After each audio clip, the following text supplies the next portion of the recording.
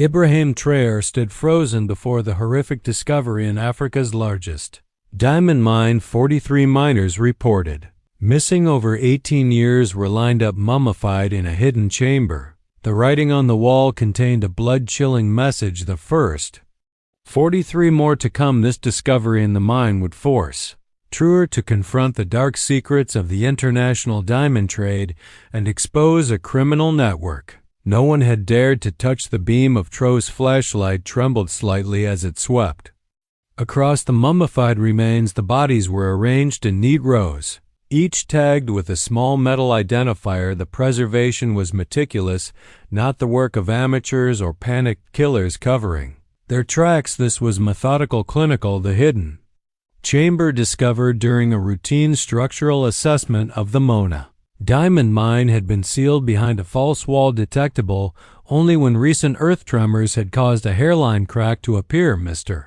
President, we should leave immediately, urged Captain Arago, head of Traoré's security detail. This site needs to be secured and properly investigated, but Traoré couldn't tear his eyes away from the makeup display. As president of Burkina Faso, he had seen violent attempted coups, terrorist attacks, the brutal aftermath of colonial exploitation, but this was different. This was calculated evil hidden beneath one of Africa's most profitable resources. How long has this chamber been here?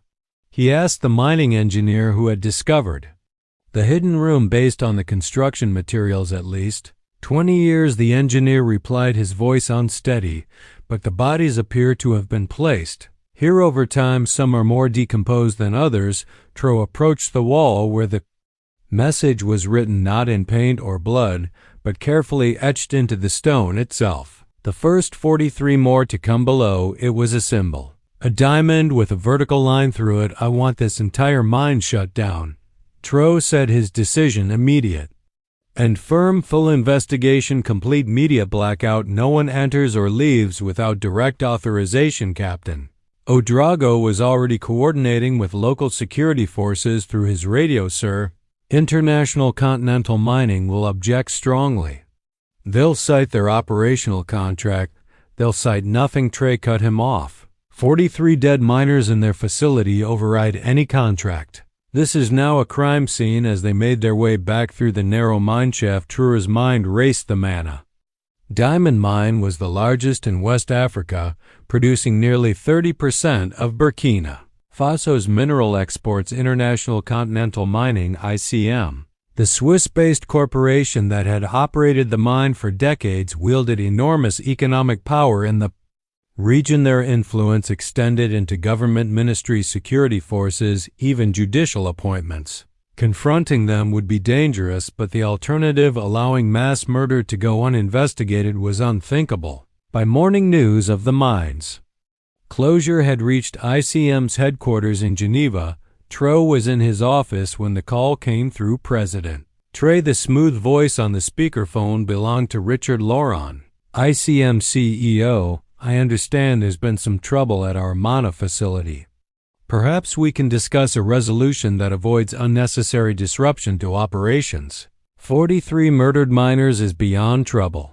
Mr. Laurent Traoré replied coldly, it's a massacre. A pause on the line. These are serious allegations, Mr. President, without proper investigation. It would be premature to characterize the investigation is precisely why the mine is closed and will remain closed until we have answers. With all due respect. Laurent's tone hardened slightly. Our operational agreement with Burkina Faso includes specific provisions regarding interruptions. Clause 27b explicitly states that temporary closures require joint approval from both the government and ICM's board. Traoré had anticipated this clause. 19a supersedes in cases of criminal investigation. I suggest you review it with your legal team. Another longer pause. I see you've done your homework, Mr. President. Nevertheless, this closure affects thousands of workers and the broader economic interests of your country. Perhaps we could send our own security team to assist. They have expertise in mining incidents. This isn't an incident, Mr. Laurent. It's a crime scene, and it will be processed by Burkina Faso authorities, not corporate security. Very well. Lawrence's voice was now ice cold, but I should warn you, President Traoré disrupting operations at Mana has broader implications for regional stability, international investment. Even your administration standing, I urge you to consider the bigger picture, the threat.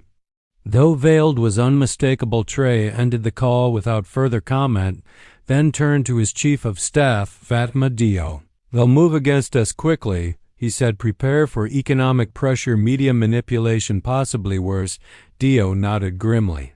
The finance minister already reports unusual activity in our sovereign bonds, and 3 international news organizations have contacted us about unconfirmed reports of government overreach at Mana. How could they know anything? We've maintained complete security at the site. They don't need facts, sir, just a narrative. Traoré moved to the window, looking out over Ouagadougou. What about the investigation team? Dr. Kanate from the forensic department is assembling her unit now, but she's requesting international assistance. This is beyond our technical capabilities. Traoré considered this. Outside help would complicate matters, potentially exposing the investigation to interference, but Della was right. Burkina Faso's forensic resources were limited for a case of this magnitude. Contact the International Criminal Court, he decided. Request a forensic team under our jurisdiction and add Dr. Amara Aoui to Konate's team. Diallo looked surprised. The anthropologist? She's not a criminal investigator. No. But she studied the region's mining communities for decades. If anyone can identify these victims and understand the context, it's her. As Diallo left to make the arrangements, Traoré returned to the reports from the mine. Something about the scene kept nagging at him, not just the horror of it, but the precision. The display felt almost ritualistic, yet clinical. And that symbol, *, he reached for his secure phone and dialed a number few people knew existed. Maurice, I need your expertise. Unofficially. Maurice Sankara had once been Burkina Faso's most feared intelligence chief before Traoré had removed him from office during anti-corruption reforms. Their relationship was complicated, but Sankara's knowledge of West Africa's darker operations was unparalleled. I'm retired. Mr. President, came the gravelly response. Enjoying my garden. I need information about a symbol, a diamond with a vertical line through it. A long silence followed. When Sankara finally spoke, his voice had lost all trace of its earlier casualness. Where did you see this symbol? That's not important right now. It is extremely important, Mr. President, because if you've seen that mark, you've stumbled onto something few people survived discovering. The temporary headquarters for the Mana investigation was established in a secure government facility in Ouagadougou. Dr. Nadia Konate, Burkina Faso's leading forensic pathologist, had transformed the space into a functional laboratory with remarkable efficiency, given the limited resources. When Ibrahim Traoré arrived for his briefing, she was examining tissue samples while dictating notes to an assistant. Dr. Amara Aoui sat nearby, studying photographs from the mine chamber. Mr. President. Konate acknowledged his arrival without looking up from her microscope. We're making progress despite the challenges. Tell me what you found, Traoré said, dispensing with formalities. Konate straightened and gestured to a wall where photographs and diagrams had been arranged. 43 victims. All male, ranging in age from approximately 19 to 56. Cause of death varies, some show signs of asphyxiation, others blunt force trauma, a few appear to have been poisoned. Can you identify them? That's where Dr. Aoui has been invaluable. Konate nodded to her colleague. She's matched several victims to missing persons reports from mining communities. Asterisk Dr. Aoui approached with a tablet.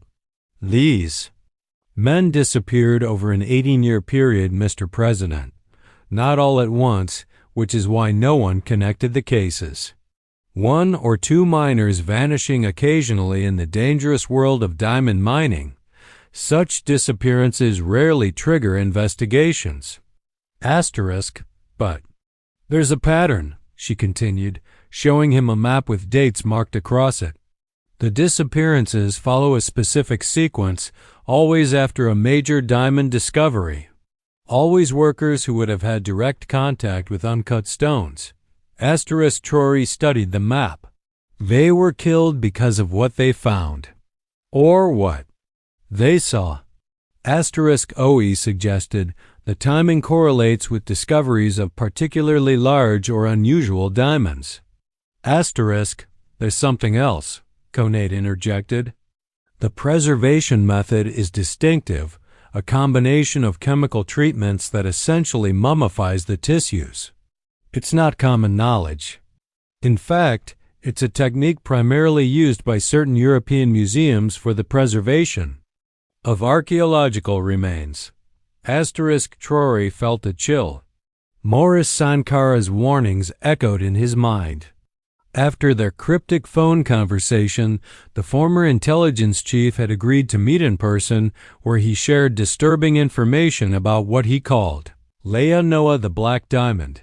Asterisk, according to Sankara, it wasn't just a criminal organization, but a secretive cabal operating within the international diamond trade for generations. Its members allegedly included mining executives, government officials, even European aristocrats, all united in maintaining absolute control over the flow of diamonds from Africa, particularly exceptional specimens. Asterisk, the symbol you described, Sankara had told him, is their mark. It means the line between life and death. Those who cross it by threatening their interests don't survive. Asterisk, you're saying this is about controlling the diamond supply? Traoré had asked skeptically. Asterisk, not just controlling it. Sankara had replied, concealing parts of it. The diamonds that never reach the market, the stones too perfect, too unusual, or too historically significant to be sold publicly. Asterisk now, looking at the evidence wall in the investigation room, Sankara's claims seemed less far-fetched. But proving the existence of such an organization, let alone connecting it to these murders, would be extraordinarily difficult.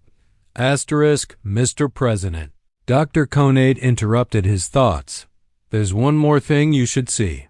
Asterisk, she led him to a separate room where evidence from the mine chamber was being processed. On a steel table lay a collection of small metal tags, the identifiers that had been attached to each body. Asterisk, these aren't just tags, Conate explained. They're microchips. Each contains data dates, locations, and what appears to be a classification system. She handed him a printed report. We've decrypted some of the information. Each victim is associated with a specific diamond, size, quality, a unique identifier, and this. She pointed to a designation that appeared repeatedly, DN. We believe it stands for Diamant Noir. Asterisk Tro stared at the evidence before him, not just murders, but a systematic documented operation spanning nearly 2 decades. The pieces were falling into place, but the full picture remained elusive and increasingly dangerous. Asterisk, his secure phone vibrated with a message from Captain Ouedraogo. Urgent situation at presidential residence, security breach.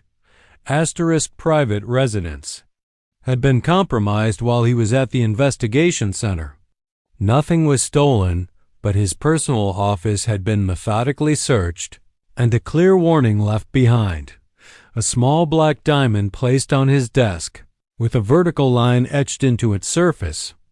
Asterisk, they're sending a message, Captain Ouedraogo. Stated the obvious as security teams swept the residence for surveillance devices or other threats. Asterisk, They can reach you anywhere. Traoré picked up the diamond with a handkerchief. No, they're making a mistake. They're confirming everything we suspect. He had the stone taken to Dr. Conate for analysis, then ordered a complete security overhaul of both his residence and the presidential palace. But he refused to relocate or alter his schedule. If I show fear now, we've already lost, he told his concerned advisors. That evening, he received another call from Richard Laurent. I've just heard about the unfortunate incident. At your home, the ICM CEO said, his tone solicitous. These are troubled times. Perhaps we should reconsider our positions on the Mana situation.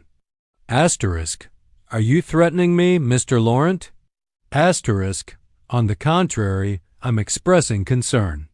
When leaders take strong positions against powerful interests, misunderstandings can occur, sometimes with tragic consequences. Like 43 murdered. Minors? A sharp intake of breath on the line.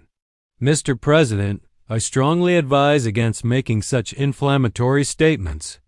They could be construed as defamatory. It's not defamation if it's true, and we're gathering evidence daily. Evidence can be subjective, interpretable, and fragile, like the people collecting it.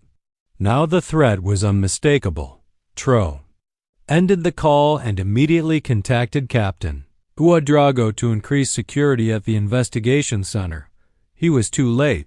When they arrived, they found the facility in flames, with firefighters battling to control the blaze. Dr. Conate had suffered smoke inhalation but was alive. 2 security guards were not so fortunate.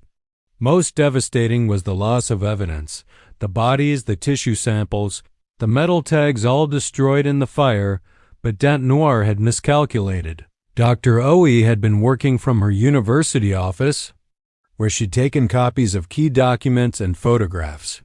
And Dr. Conate, paranoid after years of working sensitive cases, had backed up her preliminary findings to a secure server. Not everything was lost, and now Traoré knew, without doubt, that they were on the right track. The next morning, International media carried a different story. Laboratory accident destroys evidence in controversial mine investigation. Reports suggested that improper handling of chemicals had caused the fire, casting doubt on the investigation's credibility. Simultaneously, economic pressure intensified. Trading of Burkina Faso sovereign bonds was suspended on several exchanges due to market volatility. Foreign investors began publicly questioning the country's stability. The IMF announced a routine review of existing loan arrangements.